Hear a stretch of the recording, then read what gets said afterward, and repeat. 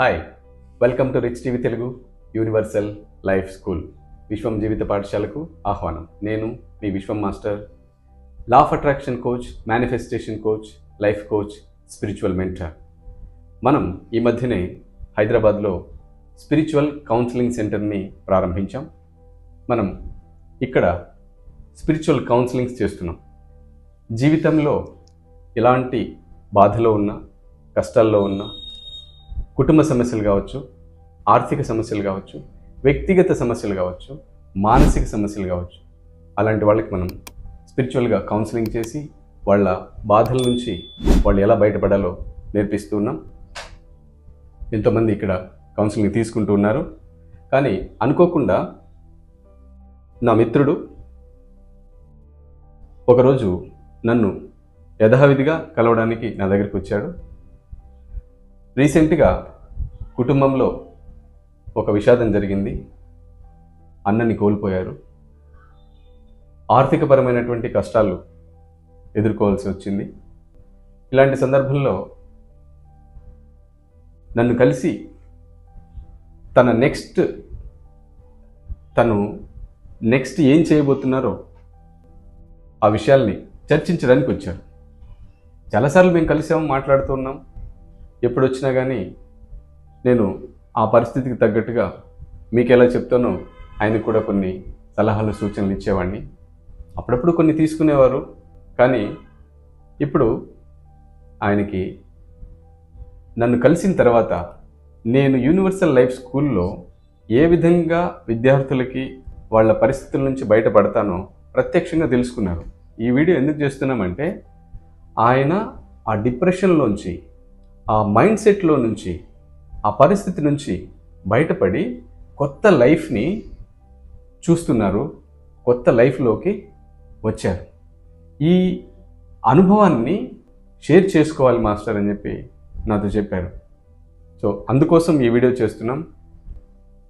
ఈ వీడియో చూసిన తర్వాత ఇలాంటి పరిస్థితిలో ఉన్నవాళ్ళు బయటపడడానికి అవకాశం ఉందా?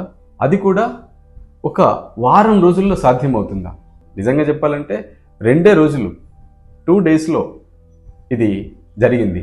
కానీ నేను ఆయన్ని మారుస్తున్నానని ఆయనకు చెప్పలేదు. ఆయన పరిస్థితికి తగ్గట్టుగా నేను కొన్ని సలహాలు, సూచనలు ఇస్తూ, అతను ఏం చేస్తున్నారో గమనిస్తూ, ఏం చేస్తే ఈ పరిస్థితి నుంచి బయటపడతారో దగ్గరుండి ఇంటెన్సివ్ కౌన్సిలింగ్ అని చెప్పొచ్చు.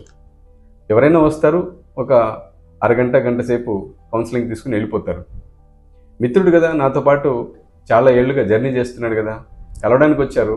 కానీ నేను ఉండమని చెప్పలేదు. ఆ పరిస్థితులకు తగ్గట్టుగా నేను అతనికి చెప్పే మాటలు కానీ, ఈ పరిస్థితిలోంచి బయటపడడానికి ఎలా ఆలోచించాలి, ఏం చేస్తే బయటపడతాం అనే విషయాలు నెమ్మదిగా చెప్తూ వచ్చాను.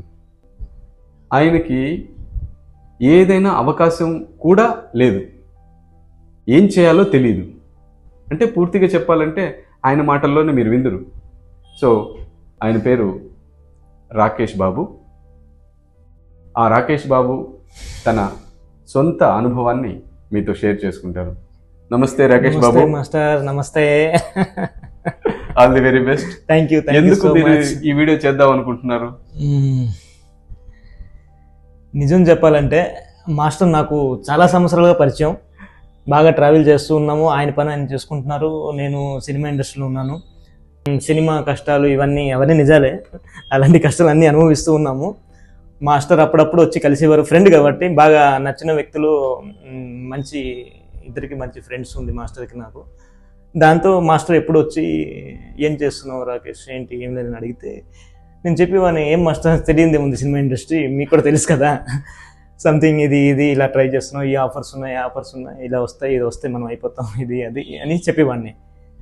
మాస్టర్ అని నది సరేలే, నేను దానికి ఎలా చెప్పాలి అని చెప్పి ఆయన ఒక 4 టిప్స్ చెప్పేవారు. చెప్పేసి వెళ్ళిపోయేవారు. ఆయన పని ఆయన చూసుకునేవారు, నా పని నేను చూసుకునేవాను. అయితే ఈ మధ్యకాలంలో ఏం జరిగిందంటే, నేను నిజంగా చాలా అప్పులు అయిపోయాను. నేను మధ్యలో వర్క్ రాకపోవడం, సంథింగ్ ప్రాబ్లమ్స్, వేరే రూట్స్కి వెళ్ళడం వల్ల నేను బాగా అప్పులు అయిపోయి డిస్టర్బ్ అయిపోయాను. ఆ టైంలోనే అన్నగారికి హెల్త్ బాగాలేక సడన్గా చనిపోవడం జరిగింది. అప్పుడు మాస్టర్కి చెప్పాను ఇలాగల. మాస్టర్ ధైర్యం చెప్పారు, ఇది ఇది ఇది అనేసి ఫోన్లో చెప్పారు, కలవలేదు కానీ ఫోన్లో చెప్పారు. అయితే దీని నుంచి బయటికి రావడానికి టైం పట్టింది. ఊళ్ళోనే రిలాక్స్ అయ్యి అమ్మగారు ఉన్నారు. ఎన్ని రోజులు ఉన్నారు ఊళ్ళో మీరు? ఊళ్ళో దాదాపు 2 months ఉన్నాం మాస్టర్. అన్నగారు వెళ్ళిపోయిన తర్వాత 2 months ఉన్నాను మొత్తం. అన్నగారు వెళ్ళిపోయిన విషయం యాజ్ ఏ స్పిరిచువల్ పాత్ లో మీరు నాతో పాటే ఉన్నారు. ఉన్నారు, టచ్ లో ఉన్నాం. ముంబైలో ఉన్నాం. ముంబైలో ఉన్నాము. మనం ఒక పర్పస్ మీద వెళ్ళాము. అప్పుడు ఫోన్ వచ్చింది. ఫోన్ వస్తే నేను ధైర్యం చెప్పి పంపించారు. పర్లేదు రాకేష్, నువ్వు వెళ్ళు, ఏమైనా కానీ ధైర్యంగా ఉండు, నీకు ఏదైనా అవసరం అయితే నేనున్నాను, మర్చిపోద్దని చెప్పారు. సో అప్పటి నుంచి ఎన్ని రోజులు ఉన్నారు ఊర్లో? అదే అన్నగారు చనిపోవడానికి ఒక 1 week ముందు వెళ్ళాము. 1 week తర్వాత చనిపోవడం జరిగింది. 1 week 10 days ఇటు చనిపోవడం జరిగింది. ఇది హెల్త్ ఇష్యూ వల్ల జరిగిందండి. వాళ్ళ అన్నగారికి హెల్త్ ఎప్పటి నుంచో బాగాలేదు. గత 6 నెలలుగా ఇబ్బంది పడుతున్నారు హెల్త్ బాగాలేక. దాంతో చనిపోవడం జరిగింది. అయితే ఒక పక్క మనకి ఇండస్ట్రీలో సక్సెస్ ఇంకా రాలే, వెయిటింగ్ లో ఉన్నాము. అన్నగారు పోయిన ఆ పెయిన్ చాలా ఉంటుంది కదా. ఒక పక్క అప్పు. అన్నగారు అంటే చాలా మంది ఏంటంటే మ్యారేజ్ అయిపోతే మారిపోయి వేరేగా వెళ్ళిపోతారు కదా. అన్న నాకు ఫ్రెండ్ లాగా అనమాట. నా పర్సనల్ విషయాలు, ఆయన పర్సనల్ విషయాలు షేర్ చేస్తారు. సింహాద్రి అన్నగారు చాలా కొంచెం అమాయకత్వం అన్నమాట. నాకంటే చాలా పెద్దోడు, 15 సంవత్సరాలు పెద్దోడు నాకంట. విలేజ్లో ఒకప్పుడు చిన్నప్పుడు, నేను చిన్నగా ఉన్నప్పుడు నాకు తెలియదు, మా 2 అక్కలకి అన్నయ్య మ్యారేజ్ చేయడం జరిగింది. అవన్నీ ఉంటది కదా, నాన్న చేయని పని అన్న చేసినాడు. దాంతో మనం మిమ్మల్ని ఎలా చూసుకోవాలనుకునేవాడు మీ అన్నయ్య? నన్ను ఒక స్టార్ గా చూడాలి అనుకునేవాడు. ఎప్పుడు కూడా మనకి ఇండస్ట్రీలో ఏంటంటే ఎక్కువ రోజులు అయిపోయేసరికి ఎవరు లైట్ తీసుకుంటారు, ఎవరు పట్టించుకోరు మనల్ని. ఏముంటలేరా ఇప్పుడు అంతా ఈ జబర్దస్త్, యూట్యూబ్, ఇవి ఏదో చేసుకుంటున్నాడు, ఇక్కడికి వచ్చి అనుకుని మనం సైలెంట్గా ఉండేవాడు. కానీ అన్న మాత్రం నాకు చెప్పేవాడు ఎప్పుడు కూడా, తమ్ముడు నువ్వు అవుతావు, నువ్వు వెళ్ళిపో అనేసి అనేవాడు. బాగా ఎంకరేజ్ చేసేవాడు. అన్న పోయినప్పుడు అది పెయిన్ ఉంటది కదా, ఎంకరేజ్ చేసేవాళ్ళు. పైగా మనకి బాగా నమ్మి ఉన్న వ్యక్తి, మనకి చెప్పే వ్యక్తి ఎవరు లేరు, ఆయన ఇంకా లేడు అనేసరికి నేను నిజం చెప్పాలంటే అది కోలుకోవడం జీర్ణించుకోలేని అంటాం కదా, అది నమ్మలేకపోయాను. ఇది నిజమా క్షణం నుంచి మన అన్న మరి లేడు అనేది నేను జీర్ణించుకోలేకపోయాను. అది వేరే డిప్రెషన్కి వెళ్ళే ఛాన్స్ కూడా వచ్చింది నాకు. ఒక పక్క అప్పులు, ఇంకో పక్క అన్న చనిపోయాడు. ఇండస్ట్రీలో మనకి సక్సెస్ లేదు, మనకి పిలిచి ఎవరు వేషం ఇచ్చేటోళ్ళు లేరు. మనం కష్టపడి ప్రయత్నించి సార్ నమస్తే అన్న అంటే వేషం పడుతుంది, చేస్తున్నాం, అలాగే చేసుకుని వెళ్తున్నాం. గత 2012 నుంచి కూడా ఈ రోజు వరకు చేసుకుని వెళ్తున్నాం. మాస్టర్ గారు తెలుసు అది. అయితే ఊరు నుంచి వచ్చే ముందు అమ్మగారికి చెప్పాను, అమ్మ ఒక భయం, ఇక్కడ ఉండిపోరు నాయన అనేసాను. చిన్నప్పటి నుంచి నేను హైదరాబాద్ లో ఉన్నాను. ఇప్పుడు అన్న ఉండిపోయని చెప్పారు. అంటే వాళ్ళ ఉద్దేశం ఏంటంటే ఇంకా అయిపోయింది, నేను చేయలేడు, ఇంకేం చేస్తాడు చెప్పు, ఇంతకాలం ఉన్నాడు ఇండస్ట్రీలో, ఏం లేదు. మీరు వాళ్ళకి ఏం చెప్పొచ్చారు? నేను ఏదో ఒకటి చేసి మీకు చూపిస్తా, నాకు ఒక 6 నెలలు టైం కావాలి. ఇండస్ట్రీ అని చెప్పలే, ఏదో ఒక వ్యాపారం, అట్లీస్ట్ పనైనా, ఏదైనా ఉద్యోగం, ఏదైనా. అసలు మనం అప్పులు క్లియర్ అవడానికి ఏం చేయడానికైనా సిద్ధంగా అయ్యాను. ఇప్పుడు అన్నం పోయాడనే బాధ కంటే కూడా అప్పులు ఉన్నాయనే సమస్య పెద్దదిగా ఉంది. ఒక పక్క పెయిన్, ఆ పెయిన్ ఎంత బయటకు వచ్చినా సరే 2 నెలల్లో రావడం అంటే మామూలు విషయం కాదు, రాలేము. ఇంకో పక్క మనం దీన్ని కవర్ చేసుకోవాలి. ఈ అప్పులు మనకి ఎవరు ఇవ్వాలో వాళ్ళు ఇవ్వట్లేదు. ఒక పక్క మనకి ఇవ్వాల్సిన వాళ్ళు ఇవ్వట్లేదు, మనం ఇవ్వాల్సిన వాళ్ళు ఊరుకోరు, వాళ్ళు కట్టాలి. అయితే ఆ టైంలో అనుకోకుండా మాస్టర్ గారి దగ్గరికి రావడం జరిగింది. నేను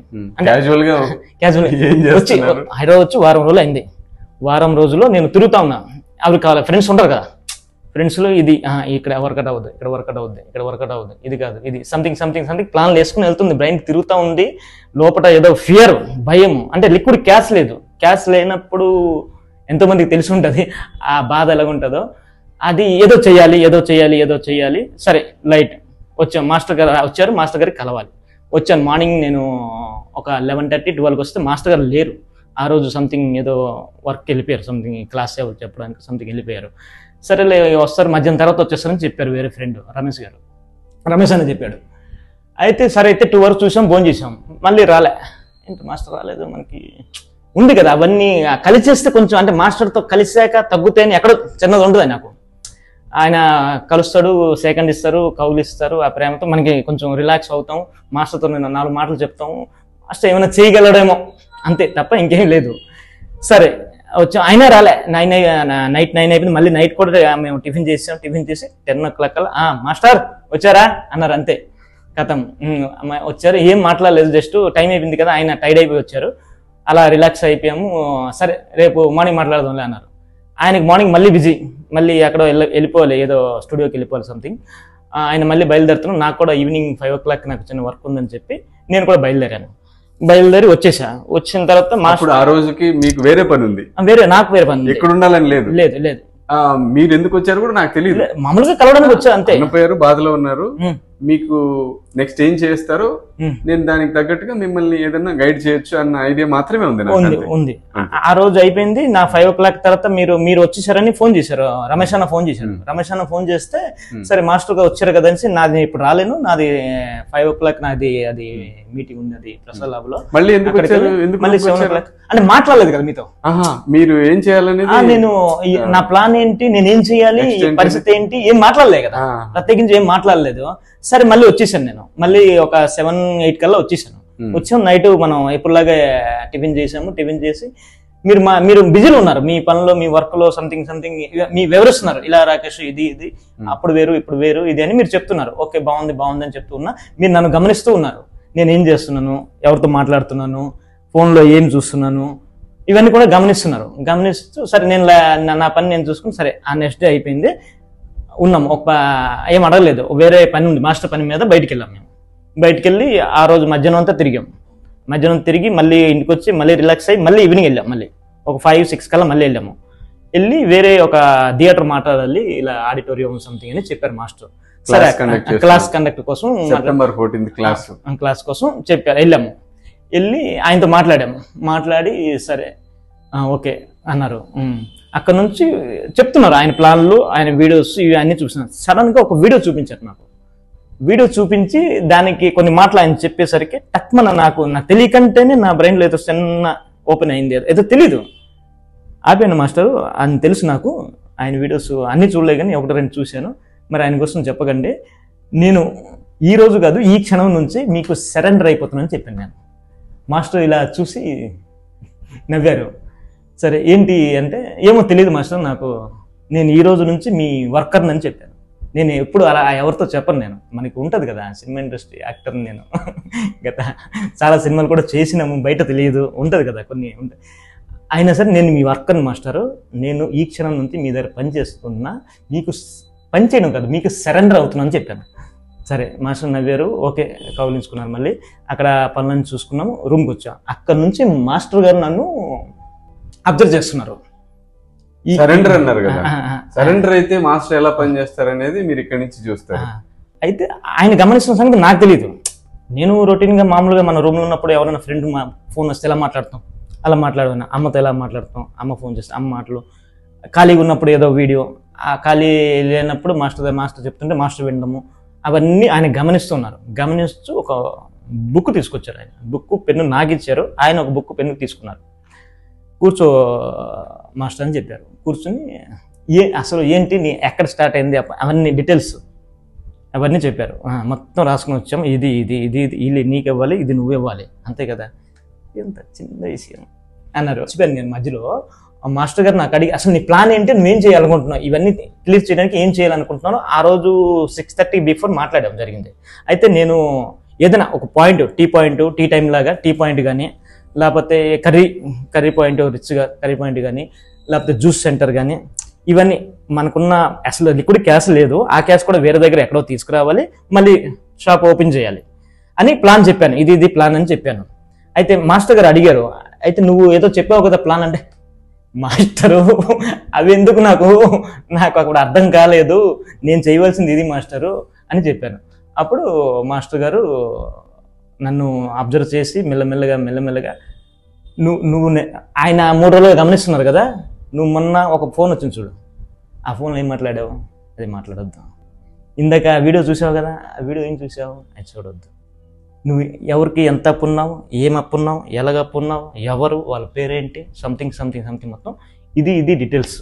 అఫర్మేషన్ ఎలా చేయాలి, రాసిస్తే కాదు, దానికి ఒక ప్రాసెస్ ఉంది. ఆ పద్ధతులు నాకు స్టార్ట్ చేశారు. ఎప్పుడు మార్నింగ్ 3:30 to 4 వరకు, 4 నుంచి స్టార్ట్. టైమింగ్ కోర్సు నేను దాదాపు మార్నింగ్ లెగిసి దాదాపు 1 ఇయర్ 6 మంత్గా చాలా లేవట్లేదు. నేను మామూలుగా 5కి ఇలా లేసేవాడిని, కానీ ఇప్పుడు లేవట్లేదు. ఒక 7, 8 కూడా అవుతుంది, 9 కూడా అయ్యే సందర్భాలు ఉన్నాయి. అలాంటిది ఇక్కడ 4కి లేస్తున్నాను నేను మాస్టర్ దగ్గర. ఈరోజు 7 డేస్ అయింది నేను వచ్చి. 7 డేస్గా నేను మాస్టర్ గమనిస్తూ, అది నీకు రావాలంటే నువ్వు ఏం చేయాలి, ఇలా చేస్తే ఇలా చేయమంటున్నారు కదా అందరూ, అంటే అది కాదు, ఇది అదేదో మాస్టర్ గారు చెప్పారు. మైండ్ లోపల చేంజెస్, మన లోపల ఏముందో ఆయన గమనిస్తున్నాడు. మనం మాట్లాడితే మన ఎమోషన్ వస్తాయి కదా. ఇప్పుడు మాస్టర్ నాకు బాగా పరిచయం కాబట్టి, ఫ్రెండ్ కాబట్టి, కలిసి ఉంటున్నాము కాబట్టి ప్రస్తుతం, అది ఒక్కోసారి అది మన లోపల ఎమోషన్ బయటకు వచ్చాయి. ప్రాక్టికల్ గా ఒక వ్యక్తి నీకు డబ్బులు ఇవ్వాలి, ఆ వ్యక్తి మీద నీకు కోపం ఉంది, ఇవ్వలేదన్న బాధ ఉంది, అవసరానికి ఇవ్వలేదు. ఆ ఎమోషన్ మీరు క్యారీ చేస్తున్నంత కాలము అతని దగ్గర నుంచి ఫోన్ రాదు, అతని దగ్గర నుంచి డబ్బు కూడా రాదు. నీ డబ్బు రాదు అన్నారు, నాకు కోపం వచ్చింది. రాదంటాడేంటి, నా డబ్బులు కదా, నేను అప్పు ఇచ్చాను కదా. దానికి రీజన్ కూడా చెప్పారు. నేను వేరే వాళ్ళ దగ్గర నుంచి అప్పు తీసుకొచ్చాను, అతనికి ఇచ్చాను అన్నాడు. ఎందుకు ఇచ్చావు, ఎవరి కోసం ఇచ్చావు, ఏదో నీకేదో ఇంకా ఇంట్రెస్ట్ వస్తుందనో దేనికోసం ఇచ్చావు, అదే తప్పని చెప్పాను. అదే తప్పని చెప్తే నేను ఒప్పుకోలేదు. సమాజం అంతా జరుగుతుంది కదా, అది నా తప్పు ఎలాగవుతుంది అనేది నేను, అది కాదు. ఆ మాస్టర్ నన్ను రాసి తప్పు అంటే ఈయన చేసిన మిస్టేక్ ఏంటంటే, అంటే ఆయనకి డబ్బులు ఇస్తే ఆ డబ్బుల ద్వారా ఇంట్రెస్ట్ వస్తుందని ఆశపడ్డారు. కానీ ఇతనున్న సిచ్యువేషన్కి ఆ పని చేయకూడదు. మీరు వేరే వాళ్ళ విషయంలో అది కరెక్ట్ ఏమో, కానీ నేను పర్సనల్గా ఒక వ్యక్తిని చూసినప్పుడు అతను ఈ పని చేయకూడదు, ఈ వ్యక్తి ఆ పని చేయకూడదు. దాన్ని ఏం చేయాలి, అతనికి చాలా అప్పులు ఉన్నాయి, చాలా పరిస్థితులు వేరే ఉన్నాయి, ఆ పరిస్థితులకు తగ్గట్టుగా వాటికి షిఫ్ట్ చేయాలి తప్ప అతనికి ఇచ్చి తీసుకోవడం అనేది కరెక్ట్ కాదు. సో ఇప్పుడు మళ్ళీ అతని దగ్గర నుంచి డబ్బు రావాలంటే ఈ ఎమోషన్ క్యారీ చేస్తే, ఇదే కోపము, ఇదే బాధ, ఇదే ఫ్రీక్వెన్సీ ఇతను కంటిన్యూ చేస్తే అతని దగ్గర నుంచి రావు.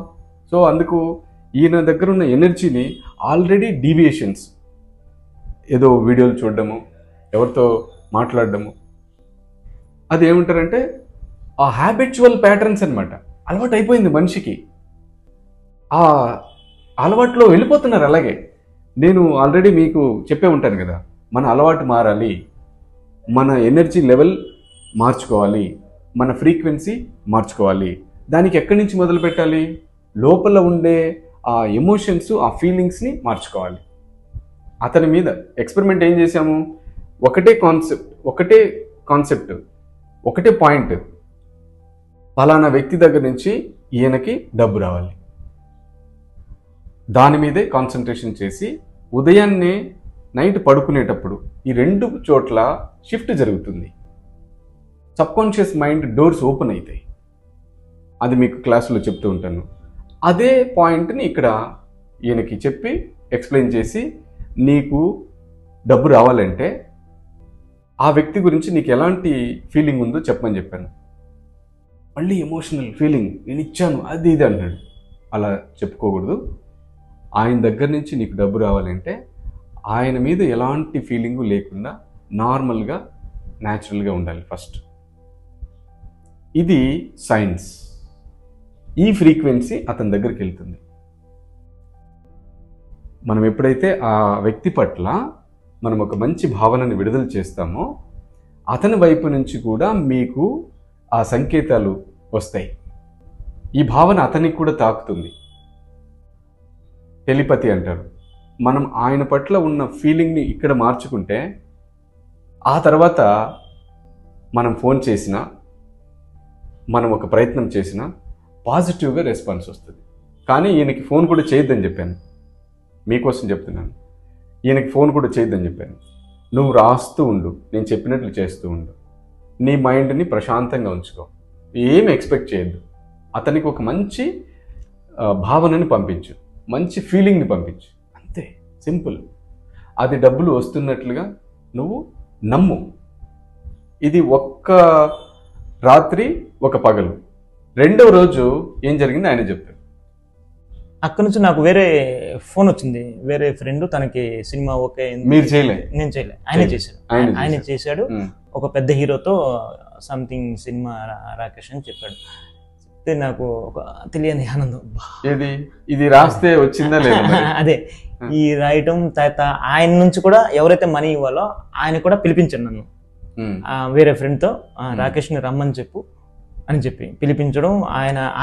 ఆయన కూడా వర్క్ వచ్చి ఆయన కూడా వేరే అవకాశం ఇవ్వడం. ఇలాగా 2-3 వర్క్ నాకు కనిపిస్తున్నాయి, అవకాశాలు, పెద్ద అవకాశాలు కనిపిస్తున్నాయి.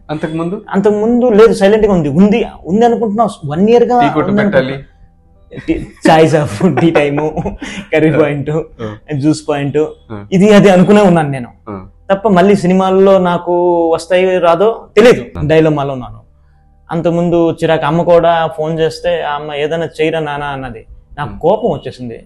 నేను చేయకపోతే నువ్వు చేస్తావా అన్నాను. అమ్మ మీద మనకి అధికారం కదా, ఏంటి ఎంత కోపం వచ్చింది అమ్మ మీద. సరేలే అనేసి ఇవన్నీ కూడా నాకు కోపం, చిరాకు, డిప్రెషన్ ఇవన్నీ కూడా నన్ను తెలియకంటేనే మాస్టర్ నా బ్రెయిన్ తీసేశారు.